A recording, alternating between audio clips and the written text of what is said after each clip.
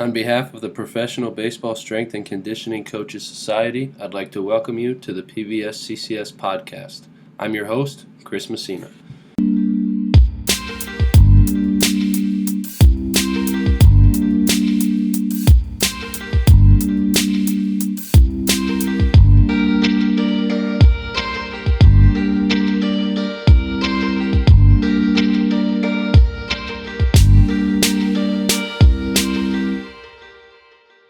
All right, everybody. I'm here with Campbell Quirk of the St. Louis Cardinals organization. Campbell, thanks for coming on, man. Appreciate your time. Tell the listeners about yourself, if you would, please. Yeah, it's been great being on. But my name's Campbell Quirk. Originally from Canberra, Australia. Been over stateside for probably close to 10 years now, and I live in Tallahassee, Florida. And yeah, just finished my fourth year being a player development strength conditioning coach with the St. Louis Cardinals. Okay, so I'm going to have a lot of questions then right off the bat. So what brought you to the States from Australia? So originally, my dad was in the military, the Australian military. So I used to live in DC area for 5 years. But then wanted to play college baseball. And I had a cool opportunity to play in Monmouth, Illinois, small town, small school, awesome opportunity, where I got my undergrad there and was able to go to grad school at Florida State afterwards. So playing college baseball was a big goal of mine. So I'm glad I got that fixed and got that in. Okay, that was going to be my next question. What was the draw to Tallahassee, Florida? But I would assume it's just the FSU connection. Yeah. So yeah, it was just the FSU was lucky enough to intern and become a GA, mainly with their baseball team, but having the opportunity to work with all different sports there too was really cool. And going from a school of 1,000 kids to 50,000 kids was quite the leap. Yeah, I bet that was a big shock. And then from Florida State being a GA, did you go right from there to the Cardinals? Yeah, that's correct. So I did a summer internship with St. Louis University just over that summer, and where I met one of my mentors, Rob Hornet, and he kind of helped me out with connections and foot in the door with the St. Louis Cardinals, and yeah, finished up. And I think January of 22 was when I first started working for the Cardinals. Okay, and then this year you were in the Midwest League. What about the years before? Yeah, so spent 2 years with Low A in the Florida State League, where it's brutally hot and it rains all the time. But then the last 2 years was with in the Midwest League in Peoria, Illinois. So a lot colder, but a lot nicer weather come July. You're just getting like all of the interesting stops in the States. Yep. uh, My sorry, no, go my ahead, first go ahead. my first road trip, we went to Wisconsin and they said, "Oh, we got a little bit of snow." And I was like, "Oh, sweet, like shouldn't be a problem." And didn't realize that they actually got like 6 to 8 inches of snow and we're like, "Oh, well, we're here now." Like it was nuts. A little bit of snow is definitely relative to certain people. Like I grew up in Buffalo area, so there's like 6 to 8 feet of snow. So if like, oh yeah, we're just gonna get a little, it's like a foot of snow. But if you've never been in the snow, you're like, foot of snow is insane. So it's all relative here. But so what is your best professional baseball story that you have thus far? Either something you're really proud of, something that makes you laugh, something that just sticks out in your mind. Like where are we at with that one? Yeah. So I quickly found out like how much of a minor league baseball is just a different beast. Like every day, it's juggling the attempt of development, whether that's like strength and conditioning, fielding, hitting, base running, nutritional wise, and still getting the athlete ready by that 6:35 first pitch. So the story didn't have that I have is like didn't happen overnight, but rather like 3.5 years in the making. I had an athlete, you know, low training age, but he experienced a lot of success. And so the buy-in of the weight room or understanding the importance of like sports performance wasn't really there. He was 160 pounds and had barely 70 pounds of muscle mass on him. And it was literally pulling teeth just to make him come into the weight room. Well, over time and the educational aspect and he sort of started trickling in and asking more questions and you honestly like seeing the on-field effects that it has. next thing you know, like 3.5 years pass and he's just a different guy. Like he's not only being the first one into the weight room, he's pulling guys in, leading by example. And just when he left to go to like double A with the promotion, he was over 195 pounds, and then 80 pounds of skeletal muscle mass. So like 35 pounds of increase in weight. And um, just that light bulb moment that went off for him, and that teaching moment for me is like, hey, this is a long journey. It doesn't happen by a flick of a switch. It happens through relationships, and it happens through like just being patient, being meeting with the players at. It's just like a relationship that I'll always have with the guy, and like a story that I'll like never forget. Yeah, I think there's probably a lot of listeners that can relate to that. Is just there's always that one or two guys that like you're banging your head, like, just get in the weight room. Like, I promise it's good for you. I'm not here to hurt you. I'm not here to like torture you or anything. Like, I'm just here to try to help you with development and kind of growth. And, most guys will come around. Some of them take longer than others. Was there any one moment where you were like, all right, I got this guy. Like, he's bought in, he's convinced, he's seeing the light at the end of the tunnel? Or was it just constantly chipping away, like, dude, I need you to come in, dude, I need you to come in, dude, I need you to come in? And then finally he's like, all right, dude, I'm tired of hearing you complain, like, I'll come in. And then all of a sudden it slowly kind of grew from there. Yeah, I think it was a couple things. I think there was a couple big moments, but mostly just chipping away. First of all, it was making stuff that he liked doing, and like trickling the important stuff. And then like he was a guy that was like, oh, I like looking good and I like being strong. It's like we can do that, like absolutely. But like, hey, let's sprinkle this stuff in of importance. And then he would joke around like, like having fun in the weight room, and that kind of enticed him over. And then like getting him prepped for a game time, him being a starting pitcher, he's on a easy schedule for him to follow, and doing like a central nervous system like kind of primer. The next day he pitched really well, and he came to me and he was like, hey, like I really like this stuff. And that was another big rock of like, okay, like we're kind of climbing that, like again, it was like teaching moment for both of us, but just kind of like, yeah, like he's understanding the importance, which is the main thing. For sure. What do you believe in within strength and conditioning that others think you're crazy for believing? Yeah, I think of the players actually when I hear that. When I um when it comes to mind, I would automatically think of like how I tell players, like if you're starting with if stretch is the first thing you're doing to start your day, you're behind. And usually like the players look at me and they're like, what, you're crazy. Like I've grown up and the first thing we do in baseball is stretch.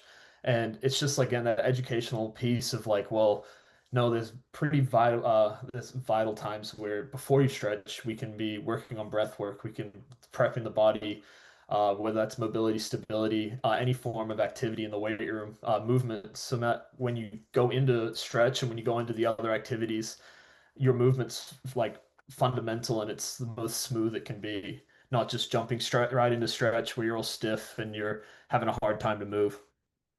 Yeah, the thing that always got me was like, especially with our hitters, they would hit in the cage as soon as they got to the ballpark. And Yeah. then they'd come out for stretch later and they're like, all right, dude, I'm good. I'm warmed up. I hit already. I'm like, okay, number one, like you didn't do anything before you hit. And number Yeah. two, like hitting isn't really warming you up to do anything else other than hit more. Like we need to stretch still. And also, why didn't you come see me before you hit? And then when I got to double A, our cage was you had to walk through the weight room to get to the cage. Oh, that's So for me, it's awesome. like easy. I'm like, all right, well, you gotta Cool. Yeah. stop. Like I'm hanging out here, like literally, I'm gonna block the door. And the hitting coach has got my back too, and he's like, do your stuff with him before you come in. Come on. So that was helpful for me, but yeah, it never made sense to me. Like all you're doing is hitting. You're not actually like getting ready to run or anything. And also, you didn't get ready to hit. You just rolled in, put your batting gloves on, and took a couple Start swings swinging. and thought you were good, right? Like, and then the other thing is like when you go to stretch, guys don't really pay attention anyways. So then you're No, like, not only did you not do anything and you said you'll take stretch serious, but now you're not taking stretch serious. So like, what are we doing here? You know what I mean? exactly. No, it's crazy when they go through that like whole phase and they come to you being like, man, I felt a lot better swinging just because of doing some prep. It's like, oh, bingo, there you go.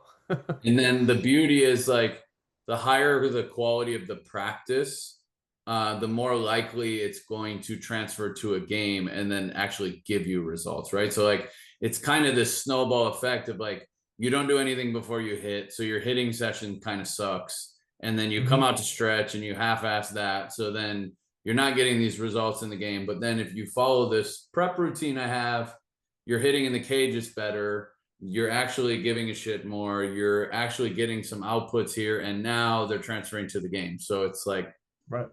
here we are, like we should have done this all along.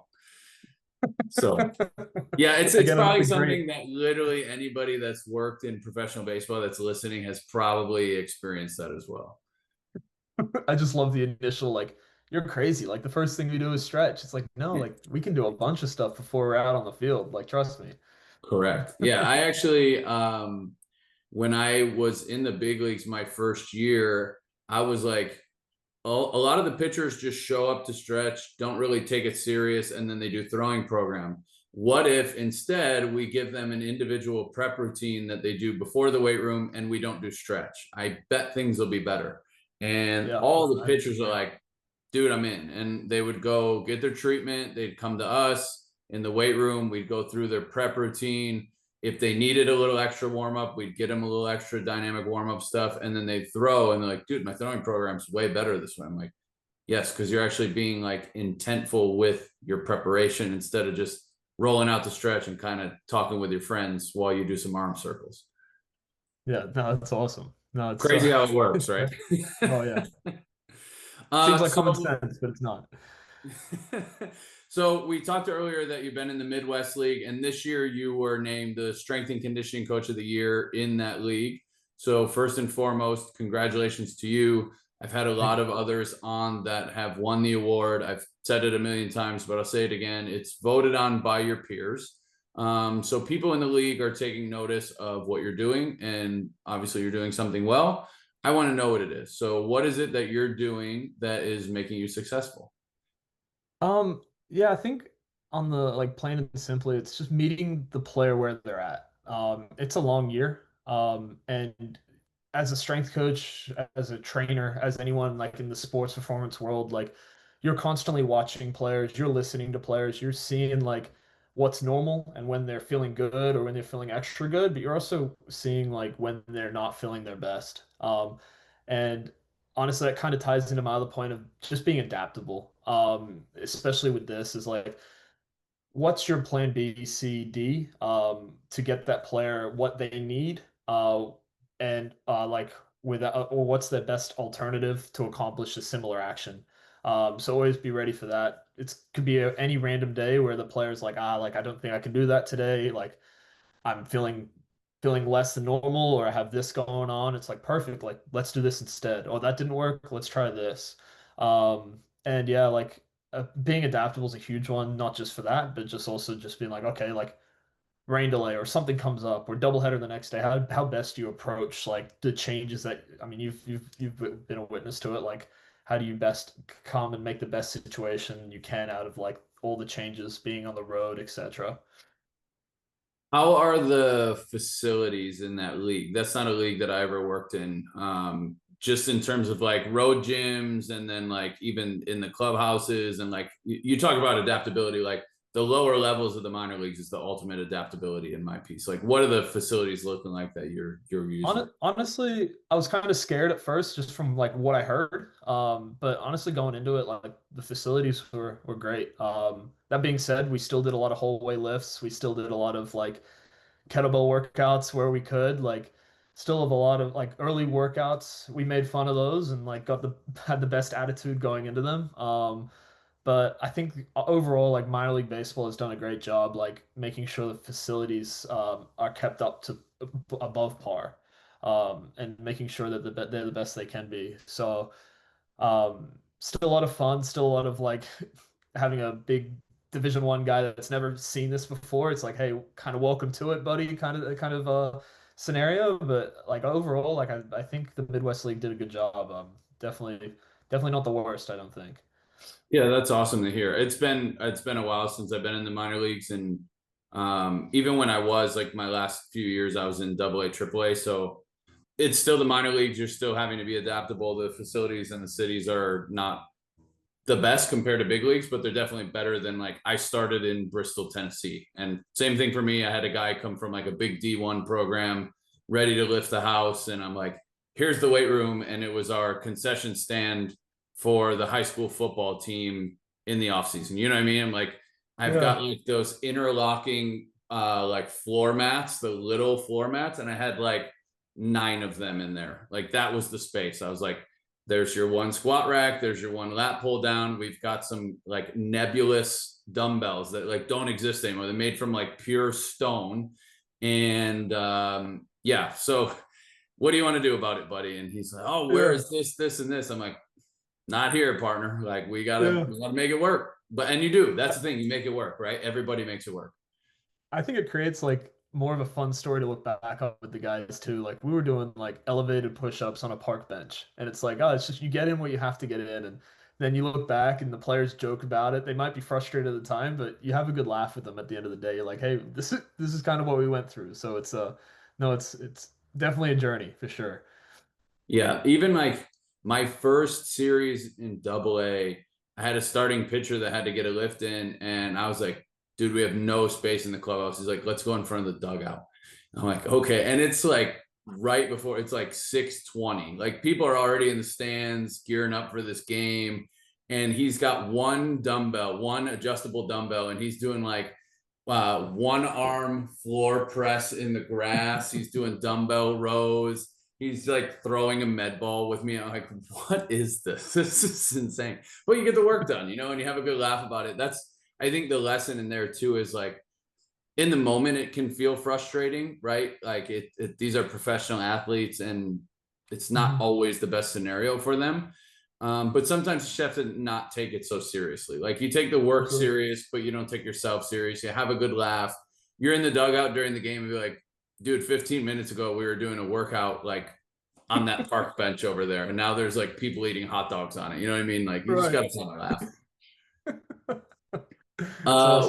What advice do you have for others in the field? Either young coaches looking to get in, older coaches that are trying to stay on top of things. Just what advice do you have? Yeah, continue to learn. I know that probably sounds corny, but just embrace the differences, whether that's programming or other realms of strength conditioning. I think some of the coolest conversations I had, I was very lucky this year. The Midwest League had an ample amount of really cool strength coaches that we all kind of connected with and shared our thoughts and honestly shared our like viewpoints of how one person got into where they're at and how I got in there is 2 different paths, and just continue to learn off each other, like bounce points back and forth to each other, I think is crucial. And honestly, it's kind of like I still talk to some of the guys from that Midwest League today. It's not just a high and by; it's more of a like a connection and networking kind of learning aspect. But yeah, my second one would probably be to have feel again. Like this is a long year. If the athletes see that you care, and you're not just a guy that says, "Hey, you got this many reps of this many sets," and you're someone that actually um, actually like cares about their future and that cares about their development, they will actually in turn have more buy-in to the program. And yeah, showing the athlete your care is crucial because at the end of the day, it's their journey. Yeah, I agree with you completely. I like that you brought up connecting with the other coaches as well. I think sometimes when you're at the affiliate, you can feel like you're on an island, right? Especially when you come from spring training, all of the staff is together, you're in the office, you're talking shop, it's late days, early mornings, and then you go to the affiliate and there's nobody to talk strength and conditioning with. And like, yeah, you can call the other coaches, you can call your coordinator, but they're also busy too. And then being able to connect with others who are going through similar things in the league that you're in specifically, I think is really valuable. And again, you end up making like long-term friendships out of those because you're kind of going through similar struggles together. So it's really good. And then the other thing, obviously, like you said, is you can just tell someone, hey, you got 3 sets of 8, do it. or you can be like, hey, you got 3 sets of 8 and we're doing it because of this. Like, and you're actually showing that you're invested in them. I think over the course of a long season, that goes a long way, especially if you're having trouble connecting with certain players of like you said earlier, just chipping away and really just kind of showing them the value and showing them that like, I am here to help you. Like, Yeah. I got hired because they think I can do the job to help you. Like, that's why I'm here. I'm not trying to make you worse. I'm not trying to ruin your career. I'm trying to like make your career the best you can make it. And hopefully everybody in the clubhouse is pulling that same rope. But yeah, I think for sure guys can see right through like if you're there for the wrong reasons. You know what I mean? I think you raise an awesome point. Like the players see it in seconds. Like if you're there for the right reasons or if you're there just to go up the totem pole kind of thing. And like yeah, just one of the like one of the things I've always trusted is like, hey, just be there for the player, and like show them that you care and show them that you're there along the journey with them. And yeah, being a chapter in their book through this whole piece is crucial. So yeah. Yeah. Like, dude, I rode this 16-hour bus with you just to get out of the bus and try to ruin your career. Like, no, I'm in it with you too, man. Like I'm grinding through this with you. I'm really trying. And a lot of times, that kind of comes second nature to strength and conditioning. Like we're a service industry. We're trying to help them with something. And then the more that you show that, I think the more they'll come to you with stuff that maybe it's outside of the physical realm that is affecting their game, that either you can help them with directly or you can kind of direct them to the right person. Absolutely. I think it's gotten better over the years of like having additional resources for coaches. But, when I was coming up, it was like your nutrition, your mental skills, your strength and conditioning, your sports science, you're doing all of these things. And I just want to help you. And maybe it is directly in the weight room with like the example we talked about earlier. The guy puts on a bunch of muscle mass and it helps translate to the field, but maybe it's not. Maybe he's having some issues at home, or maybe he's having sleep issues, or maybe there's dietitian restrictions. Like it used to be like, okay, all of that falls on me.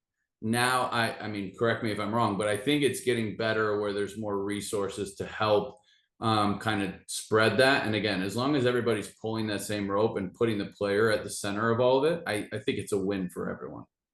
No, absolutely. And you raise a good point. Like sometimes the athlete doesn't know where to go in those situations. And if you create that care factor for the guy, oftentimes they'll come to you and be like, hey, like I'm lost right now. And it's like, hey, if I don't know the answer, I'm gonna find it, or I'm gonna find the person who can help you best. And yeah, it's definitely a win-win, like you said, just to be there for the player. Yeah, I think we could probably sum this up to like player first, right? Like we're all there to help. Absolutely. So, how about Yeah. continuing education resources? Where are you going to just stay on top of things? Any books, seminars, podcasts? Where are you going? Yeah, honestly, like I'm in an awesome continuing education class right now with Dan Paft at Altus and kind of learning like a bunch of stuff I previously didn't know anything about. And it's crazy to like hear him talk and like just learn from a guy that's been very successful in the sprinting world as also sports performance world. But um, honestly, like a bunch of books that I carry with me. Like wherever I go, I always seem to carry these three books with me. The first one start with why. I don't know. It's pretty much you know what you do and you know how to do it. But if you don't know why, then you're missing out on a huge factor. And so I always jot down like my reason why when things get tough or when things don't look as clear. And it just like opens up like so much doors to success. It's like, okay, like, yeah, you're a strength coach. That's what you are. And you know how to be a strength coach, but if you don't know why, like what you're doing or like why you are what you are, then like you're missing out a little bit, I think. And the second one is the do giver. It goes through like 5 ideas to achieve success, mostly putting others first, being receptive to news, um, being authentic, just be yourself, and giving more than what you take. And overall, if you do those 5 things, you'll in turn seek success as well. The last one, it's kind of a fun one. It's actually a kid's book, and it's The Boy, the Mule, the Fox, and the Horse. It's one of my favorite books. It's a quick read, but it has some really powerful quotes in there. Like one of them's like, "What's what's the most important thing a person can do?" And it's ask for help. If you don't know, like I mentioned earlier, um, seek help or ask, because if you don't know, find the answer, or someone that you ask for help will eventually help you out. So I think that's very, really powerful. Yeah, all of those sound. I mean, I've read Start with Why. I've heard of the Do Giver. I haven't heard the last one though. So I'll have to check that one out, man. Thank you for the recommendation. Yeah, it's a quick read. It's pretty much a book just based on friendship, and it's just like, yeah, it has some really cool nuggets of quotes that you're like, oh, like when you're reading this, you're like, oh, this is awesome. I know it's super late on the East Coast, and I really appreciate you sticking with me on my West Coast Arizona time. I have a lightning round, and then I promise you can go to bed or do whatever you got to do. No, yeah, you're good. This has been great. Cool. Four questions. Answers are as long or as short as you like. First one is, who is your biggest influence in the field of strength and conditioning? Yeah, I got I got a bunch. First off, it It's fine. starts Name off them with all. Simon Rushby. He's an Australian strength conditioning coach at the academy I was at, and he kind of opened the doors of like what a strength coach can be at the elite level. So I'm always thankful for him and all my annoying questions at the time. Next, like Rob Hornet and Jamie Barlson, two guys where I was just a clueless grad student with a bunch of ambition. They kind of like helped me and shaped me into like how to make the athlete better, whether that's programming or just relationship wise. I always refer back to them. I talk to them all the time. They keep them handy at all times. And then um, countless people in the Cardinals organization, like being Thomas Knox, Frank Wachowski, Lance Thomason, just kind of guys in the big league staff. Like they've been super helpful with me, like growing, learning, offering a hand of help. Like I'm extremely grateful for those guys. If you only had one piece of equipment to train with, what would it be? Yeah, no, I travel with a lot of equipment, so that's a tough question, but I always try to make it as comfortable for the athlete. But I think you can't go wrong with a kettlebell. Um, you can do a lot from prep work to lifts. Add a little time under tension with it, and then you'll be fine. Especially in the minor league days where you might have a hallway or or the field of the dugout 15 minutes before first pitch. Correct. What is your biggest accomplishment professionally and or personally? Yeah, when I was reading that, personally, it was becoming a dad.